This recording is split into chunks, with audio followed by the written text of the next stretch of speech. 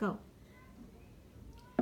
According to the Minnesota Department of Education, close to 40% of our children are failing and not passing the MCA standardized testing. Working in the public school system for Minneapolis and Brooklyn Center has made me look into the issues of why our kids are not getting the proper education needed to succeed. Due to the number of children that are falling behind, this is why I feel there should be more supportive services in the classrooms for the teachers to take advantage in helping the students learn. In this speech, I will talk about the test scores and what they mean. I will also talk about the student per teacher ratio. And last, I will talk about the issues that kids face daily that also affects their learning. According to the Department of Education, between the years of 2013, where test score results were in reading reached 58% and had only a 2% increase from then until 2017. For mathematics in 2013, the results were 63% and has made a decrease of 3% from then until 2017, leaving the results at 60%. And in science in 2013, the results were 52% with an increase of only 2%, bringing the results up to a 54%. These results are only documenting the students who actually took the test, but there are many students that their parents refused or opted out of letting them take any of the standardized testings for reading, math, and science. What these test scores mean is that in 2017, regardless if the scores have dropped or increased, it is still showing 92,995 students in math, 95,140 students in reading, and 40,866 students in science that are still not meeting the state achievement level in these areas. Although there are other factors and circumstances that play into the fact of if a child passes or fails the state testing, for instance, if a child is focused, if they are hungry, or even if they are thinking about issues that's going on at home, or being bullied, that can throw off a child's concentration, causing them not to be focused. These are all things that could affect the child's ability to take a test. Even when we take those details into accountability, these numbers are still high and alarming. These scores show that there are things that needs to be changed or done so that those scores could increase and show a positive change on how we are teaching and testing our children. Now that I've talked about the test scores and how they are having a negative effect on the education that the children are receiving, now I will talk about the students to teacher ratio. In Minnesota for the years 2016 to 2017, there were only 56,627 school teachers that are licensed in the state of Minnesota. Yes, this may seem like a high number of teachers, but when you look at the amount of students that were attending school in Minnesota for those years, these results are also alarming. According to the MDE, for the years of 2016 to 17, there were 3,350 kindergarten teachers and 63,356 kindergarten students, which is a 1:19 ratio. 24,932 elementary teachers, grades 1 through 6, with 394,297 students that was enrolled, leaving it at a 1:16 ratio. And 21,784 secondary teachers between the grades of 6 to 12 and 3,999,034 students enrolled, which is a 1:18 ratio.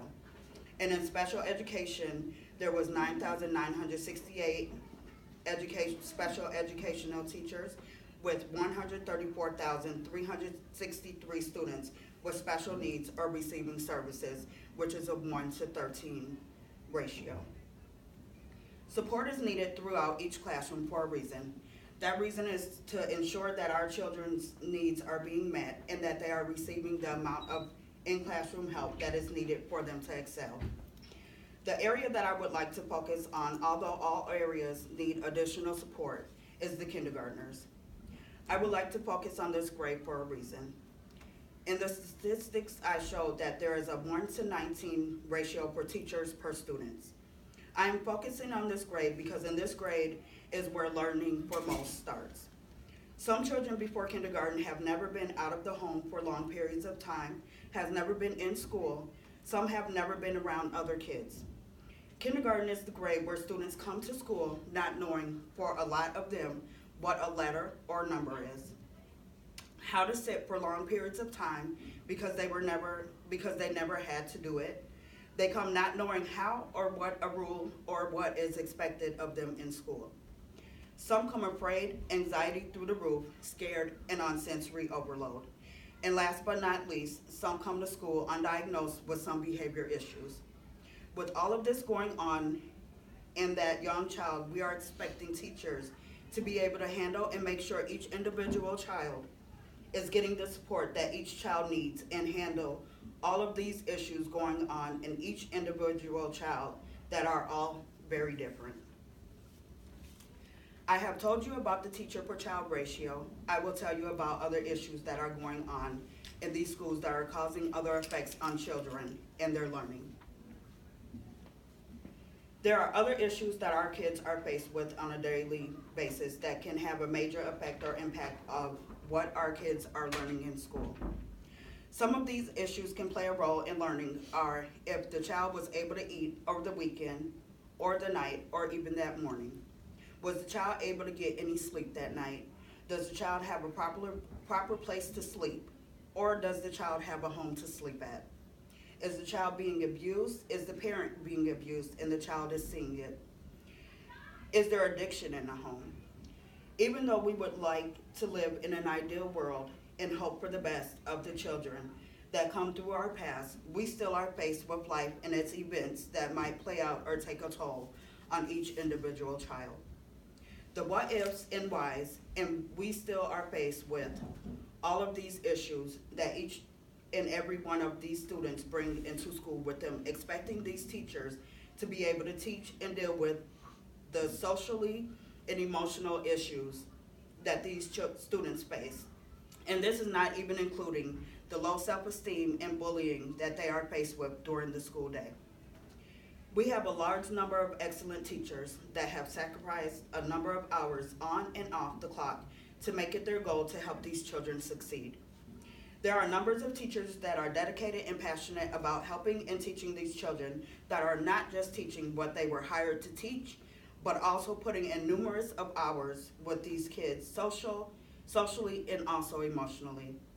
We are trying our best to teach and give these students the tools that they will need not only for school, but these are tools that they will need to be equipped with for the rest of their lives.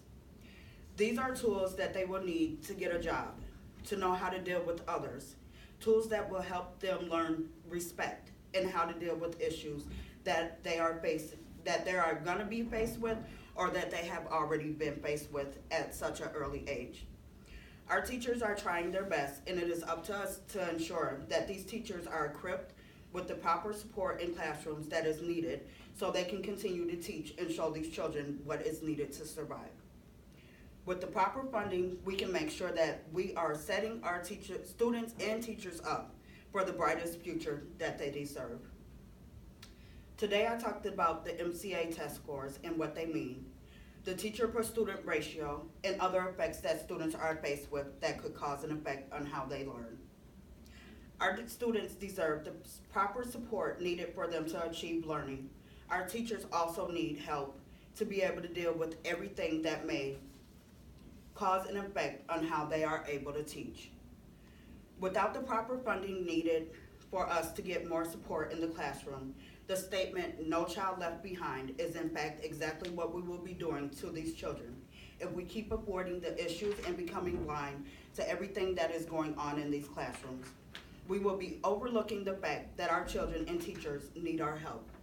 We will not be teaching them, but teaching them how to get farther and farther behind.